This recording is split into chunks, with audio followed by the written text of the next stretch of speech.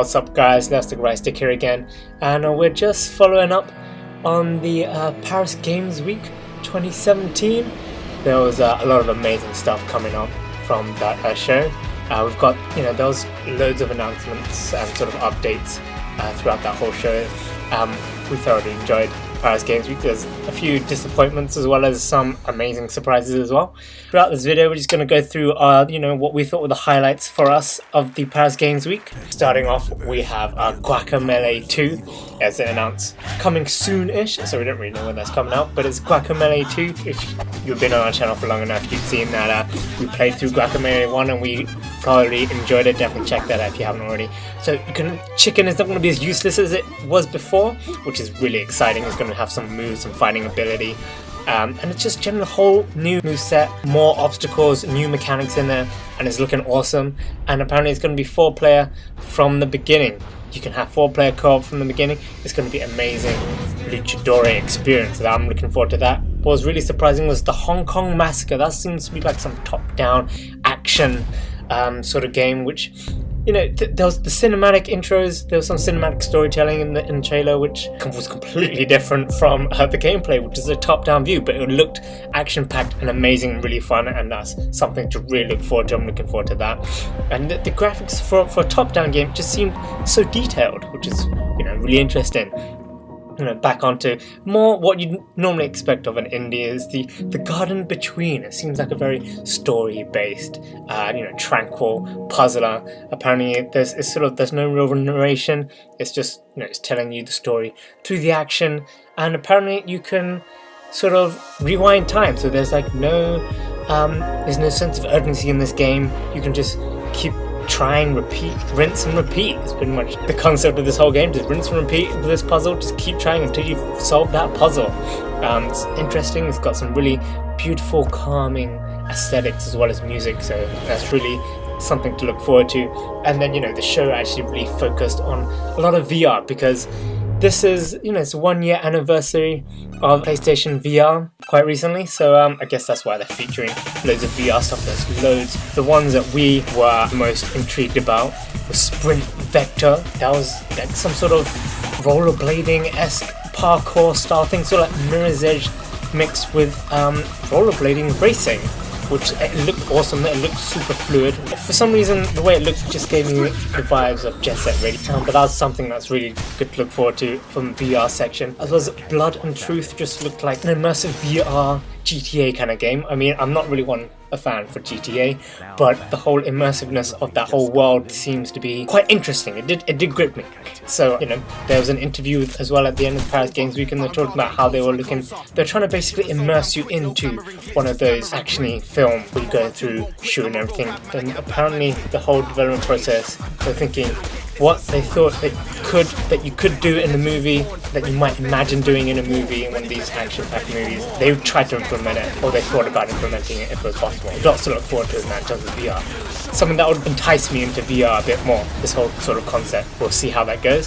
They covered a bit more of Mossland, following on from E3. When we first saw it in E3, if you saw E3 impressions, I had no idea what it was about, just the mouse, and it didn't seem like it was worth it. But apparently, so in the VR you get to control the mouse on one hand with the analog stick and use the move controller to control the obstacles around. So it's like a dungeon crawler where you're helping guide the mouse along. So I'm still not that intrigued with it, but it's an interesting concept, and it may work out with the VR, but we'll have to wait and see. So another title that really gripped me in the VR was Dead Hungry.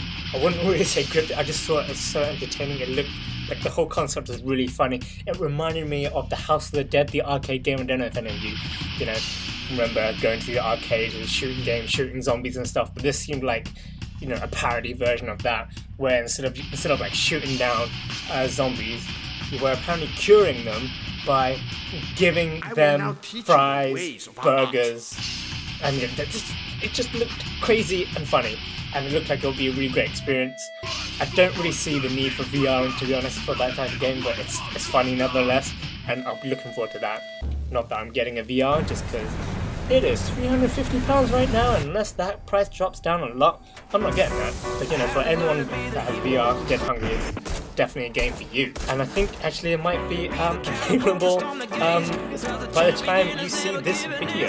They actually released it in time for Halloween. The Paris Games Week, I like that they had current content that's coming up very soon, as well as upcoming content in 2018. There's a nice mix of stuff, which is a very good way to, you know, run the whole show. You can see some things that are going to be immediately available for you. Get excited for that right now, and you've got some excitement for further on with, you know, all the AA games, AAA games that are coming next year. But another VR title that really intrigued me was Stifle, and that seems to be like, apparently it's just like a black screen throughout.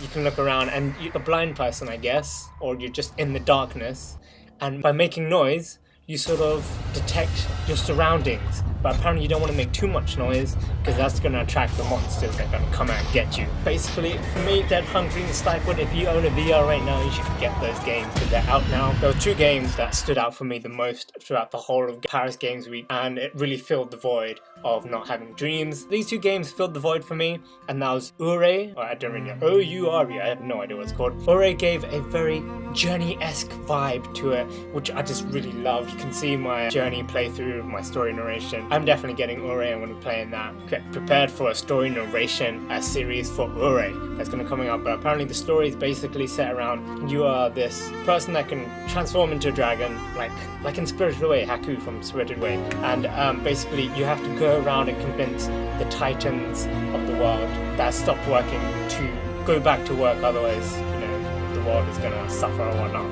But that's sort of the premise of the game. It just looks so beautiful and serene, and the music is fabulous.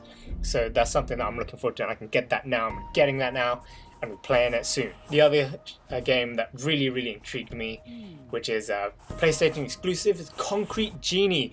Filled the creative void that Dreams left by not being at Paris Games Week. I mean, you can see the cutesiness, the creativeness. You're graffitiing city streets. Apparently the whole premise of this game is that you're being bullied, but then you're drawing art, you're creating creatures that help you along with puzzles. You know, all your paintings come to life.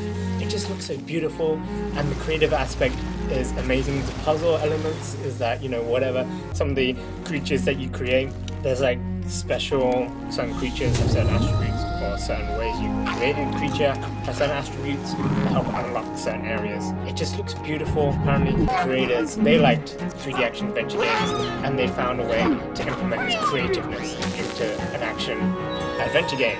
So that's how it goes. I'm really looking forward to it. I do feel like it looks like some of the creativity bits are limited in the way the menus. You can see how the creatures, there's only a certain number of heads or whatnot, but we'll have to wait and see. Caught my attention right now, Concrete Genie, but we'll see if how long it'll take for this to come out. But it looks fabulous for now, liking the direction that it could go. Big reveal at Paris Games Week was this game, Ghost of Tsushima. People who created Infamous. It looks beautiful. The sceneries that they've got in the trailer are fabulous, outstanding, and apparently, you know, like in the interview, who doesn't want to just be a samurai in feudal Japan? I mean, that is pretty much their premise of creating this game. Who doesn't want to be a samurai in feudal Japan? What they've done basically is they've actually made this a massive open world where you can just explore everything, and you're just seeing what it's like to be the samurai. You're put in the feudal Japan, you can wander around, you can explore everything, and it just sounds so vast. And apparently it's been 3 years in the making already, and apparently they've finally gotten to a point where they can show us something. I'm really pleased with what we can see, but you know, obviously we've got a lot more to come, a lot more information, and right now we don't really have that much information about it, but it's looking to be a very excellent PS4 exclusive. Another game that's going to be coming up that's really cool, Erica. Now, Erica seems to be not so much a standard sort of game, it seems to be like an experience, an immersive experience. That's how I'd put it. I wouldn't put it as a game. It seems like an immersive experience where it basically looks like an interactive movie. That's what it seems like. And in their interview, they did say they try to meld a movie and a game together, and it looks amazing. I mean, basically, it is a movie. That's like a TV show. Like, there's actors and whatnot, and it's not actually computer generated. And you can choose, you know, the options of Erica, dictate her decisions, how she interprets interactions and stuff, and that will shape your whole journey and story throughout this whole movie. So that is looking to be really intriguing, and it sort of ties in with a playlink, because I think there's also a playlink involved. And basically, even in the interview, they were saying like this is like a game where you can all sit around, you can all argue about decisions and that sort of thing. I know it's just going to be seemingly really cool. And touching on playlink, it seems like apparently, according to the show, apparently playlink has been getting a good pickup, and there's more people getting into it and getting their family together to use playlink on PlayStation together. So that's some good news. PlayStation is really on the rise, it seems. There was more Spider-Man footage, which showed less of the action and gameplay, and sort of more on the action scenery, movie cutscenes. Expanded a bit more on what it's going to be about. The trailer seemed to give about more information about how the story is going to run, and we're looking forward to that. I mean, it's Spider-Man. Who doesn't like Spider-Man? There's not much new in terms of exploring Spider-Man. God of War, I mean, there wasn't much new in God of War either, but after watching it, I'm thinking, dang, your son is really annoying.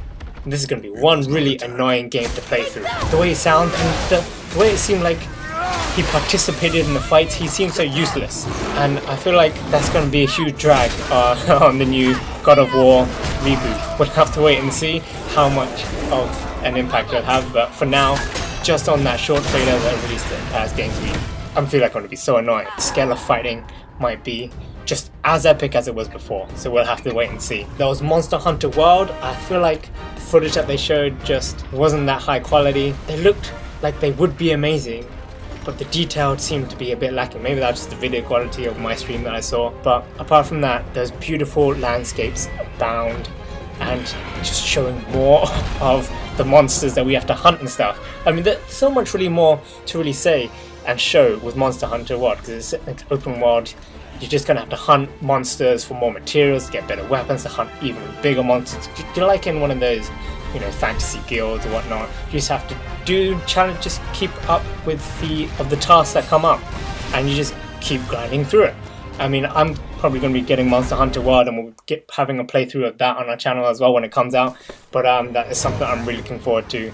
There's not much a new trailer could probably give me. It's just that just keeps the excitement bubbling, which, is fading for dreams. So, MediaMark, if you're watching, you need to put something out soon. More amazingness that I'm looking forward to. Final Fantasy 15, there's going to be episode Ignis. You're going to find out more about Ignis' character and his backstory, and it fills in a lot of gaps, and it's looking really cool with the stuff that's in it.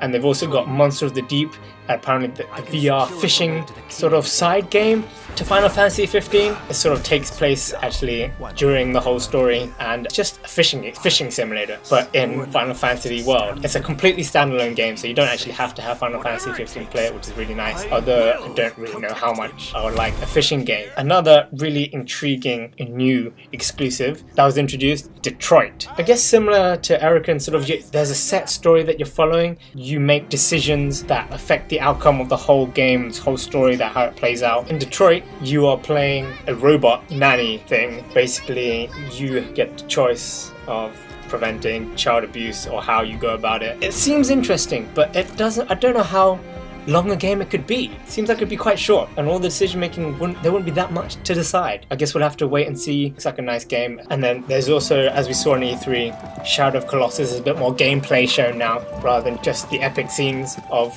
the Colossuses, which, as we all know, it's an epically scaled thing. Although it did remind, the trailer that they showed really reminded me, scale is not just of the massive titans and Colossuses that are massive. The map is going to be amazingly big too, which probably means a lot of silence running forward along the map into the distance, which can get a bit boring, but we'll have to see it. Hopefully all the epicness will make up for it. Basically, the trailer reminded me that with the epicness, the epic scale that they're dealing with, there's also got to be a lot of slowness. And then the closer of the show was The Last of Us. It wasn't even really a trailer or a teaser or a footage, it was just pretty much a section cut out from the game. It looked like it was just a section cut out from the game. Obviously, loads of people are really excited for The Last of Us carrying on their story, so hopefully that's going to be something exciting. It just felt like that sort of teaser trailer was a bit of a letdown. Let me know what you guys think in the comments below what your thoughts of Paris Games Week were. Definitely